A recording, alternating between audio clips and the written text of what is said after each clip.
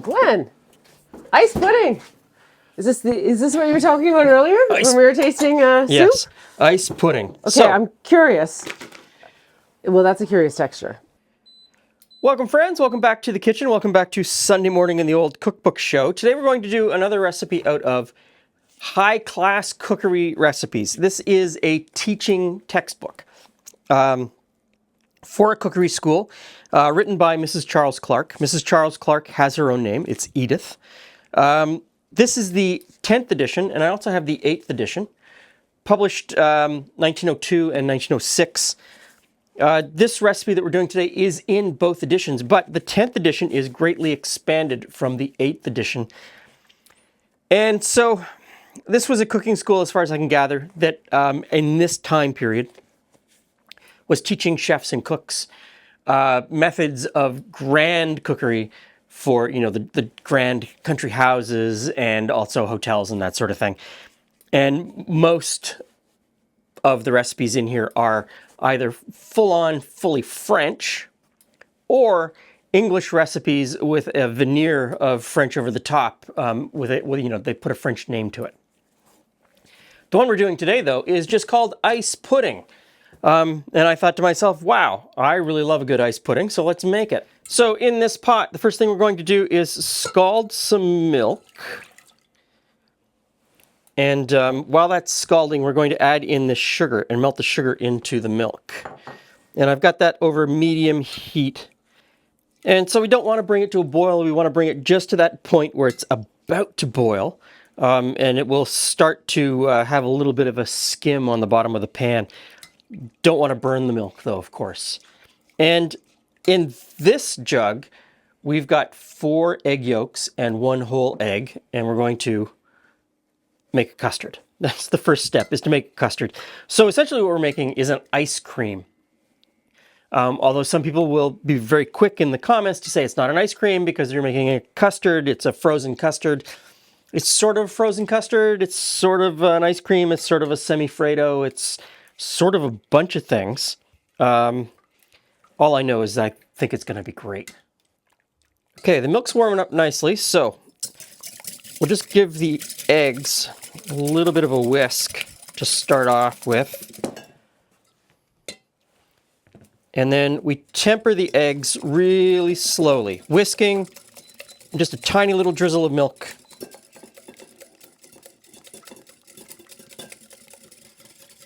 Okay, I get it. This is a scary operation for a lot of people.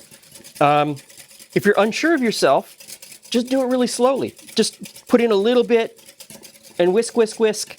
A little bit, whisk, whisk, whisk. You'll reach a point where you've heated the eggs up to the point where they're not going to essentially cook or get firm, and then you can just pour the rest of the milk in.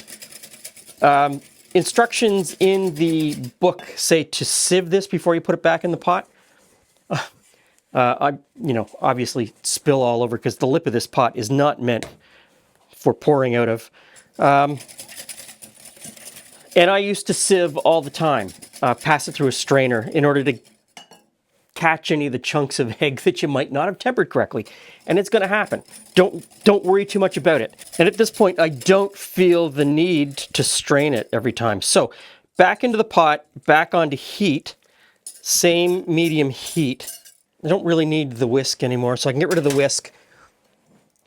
You want to cook this now to between 170 degrees Fahrenheit and 180. That's going to do 2 things. So for the people who freak out about pasteurizing eggs, this step will pasteurize the egg.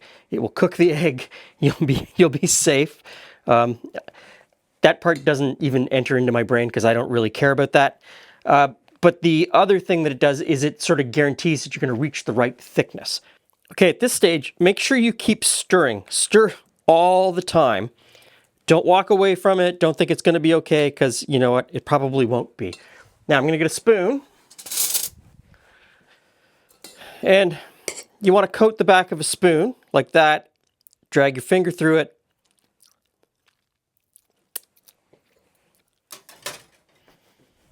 And just for fun, I'm going to stick the thermometer in and see where we are. 172. So we're in the right range. Now,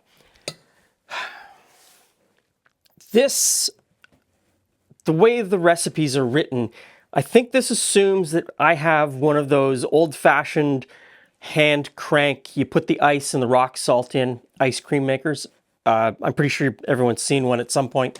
It tells me to put into the freezing pot. I was going to use one of our ice cream makers, and then I thought to myself, no, every time I use an ice cream maker, people ask down in the comments, can I do this without the machine? I don't own the machine. Can I make ice cream without a machine? And we do have a lot of, if you go back on the channel, a lot of ice cream recipes where you don't need a machine. There's a certain number of steps and types of ingredients that you can put together that you can make a great ice cream without a machine. Great texture. What's going to happen with this one? So I'm just going to leave it in this mixing jug. I'm going to stick this in the freezer until it's half frozen. What does half frozen mean? Who knows? It's going to be a judgment call. When I figure out that this is half frozen, we'll move on to the next steps. And I am going to put the whisk back in here because I'm going to stir it every once in a while. Okay, about 3 hours have gone by, and I've come out 4 or 5 times to whisk this just to make sure that it doesn't get too clumpy. And I think we're halfway frozen. So I'm going to put this back in the freezer, and we'll move on to the next section. So what I need to do now is whip some whipping cream. You can do this with a whisk, by hand. You could do it with a handheld electric beater. I've got a stand mixer. I might as well use it.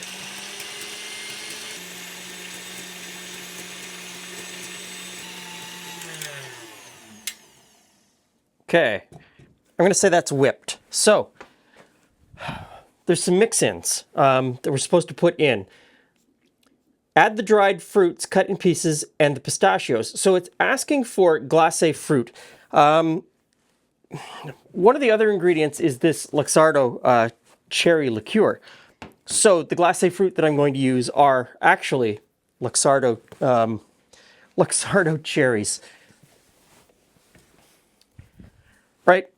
I'm going to match the flavor. You don't have to use these if you don't want to, but half of the fruit that I'm going to put in here is the cherry that matches the cherry liqueur, just for consistency. And then the other is I've got this chopped peel, candied peel.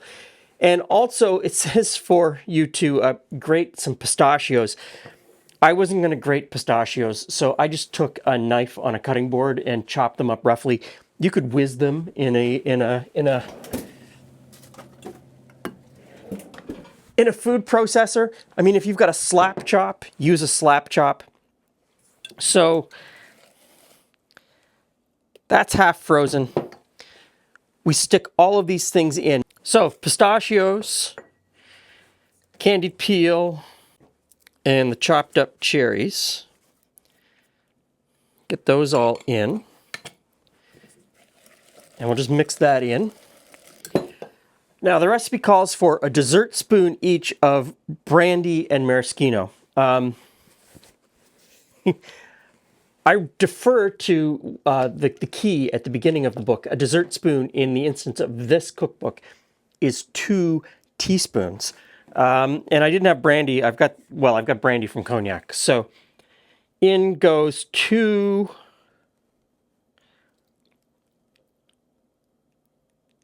teaspoons or 1 dessert spoon of brandy, and then the same of the maraschino.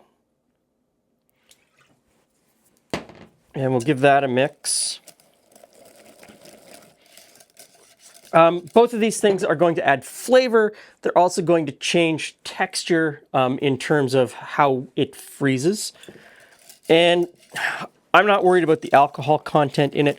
If you were adding vanilla extract, you would be adding alcohol, albeit not as much volume of vanilla extract. You probably would put in 2 teaspoons of vanilla extract, which would be the same as what we did of this brandy or cognac. And this is fairly low. Where is it? Well, it's not low. It's 32% alcohol by volume. So you're adding roughly double the amount of alcohol you would if you were making this with vanilla extract. But still, that's a very small amount of alcohol. Okay. I don't know if I'm still going to need that or if I'm going to move on to just using the spatula. In goes the whipped cream.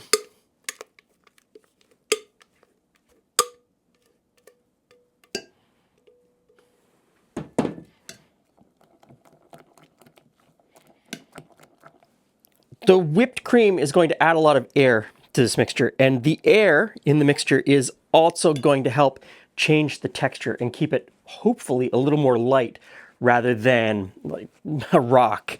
At this point, I'm supposed to put it in a charged pail, put it back in the mold, pack into the charged pail, which would be the pail with rock salt and ice, and then freeze until needed.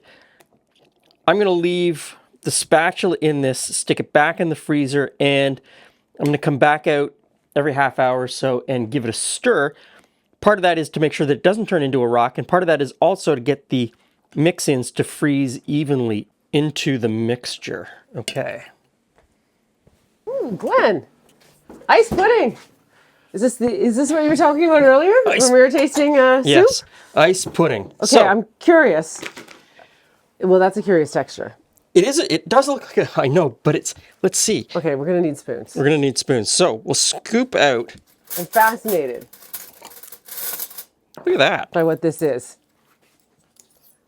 I mean, is there cream in it, or is it just, Yes. Okay. Yeah, there's a custard and cream and... Okay.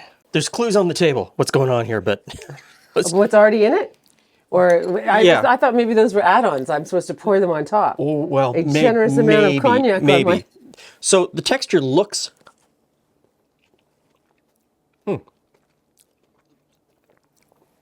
The texture looks strange. That's because I stirred it constantly. Every 15 or 20 minutes I came out here and I stirred it a little bit more. I see you making faces. Well, I'm thinking. Okay. I'm trying to... Okay, so I'm thinking because it is very lovely. It is a lovely, refreshing dessert. I like the combination of the candied peel and the pistachios and the cherry. Mm-hmm. I'm trying to put I'm trying to think about what it might taste similar to, but I can't put my finger on anything. Like, maybe it kind of tastes like Christmas cake. Mm-hmm. Maybe a little bit. So it doesn't have a full ice cream. It's not a creamy ice cream texture. No. I think I would leave out. So it calls for brandy. I used brandy from that cognac. Cognac. And the Luxardo. I think I would leave out the brandy and just use, substitute it all, the maraschino, the cherries, in order to ramp up that cherry flavor. Mm-hmm. These are the chocolate cherries. I think I missed the cognac flavor that's subtle in the background. It is in the background. Mm-hmm. Maybe. But also, if you wanted to ramp up the cherry flavor, at the beginning when I made the custard and I used regular sugar, I'd use that cherry syrup as the sugar to ramp up that cherry flavor. Which is why we never throw out the jar once the cherries are gone. I really like it. Actually, it's not what I had no expectations. It was just, it had such a quirky name. Okay. So, you can play with the mix-ins. I get it if you don't like candied peel. Just use all cherries. If you don't like the cherries, use all candied peel. Swap out the nut for something different. Swap out the alcohol for something different. Take this base recipe, the custard and then the whipped cream that you mixed in. So what you're telling me is it's a It's a frozen method. custard Yeah. with a bit of alcohol, some nuts, and some dried fruit. And Any then, combination you like. So like apricots and almonds go together really well. yes. Right? So you put it in an amaretto. Or put in a triple sec. Yeah. So, anything that makes you happy, Yeah. feel free on trying it. What's the worst thing that happens? The key points are make the custard, whip the cream, make the custard, freeze it halfway through, add your mix-ins, whatever your mix-ins are, whip the cream, and you know, make this completely your own. But I'll demolish this pretty quickly. Mine's gone. Yeah. Thanks for stopping by. See you again soon.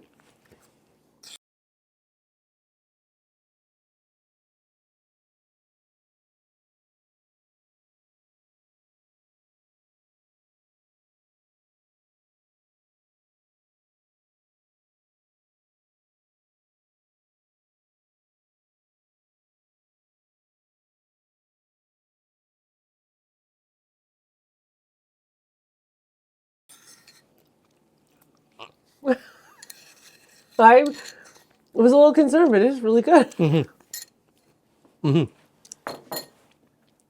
Okay. Hey, I know. Stop eating it, Julie. back into the freezer.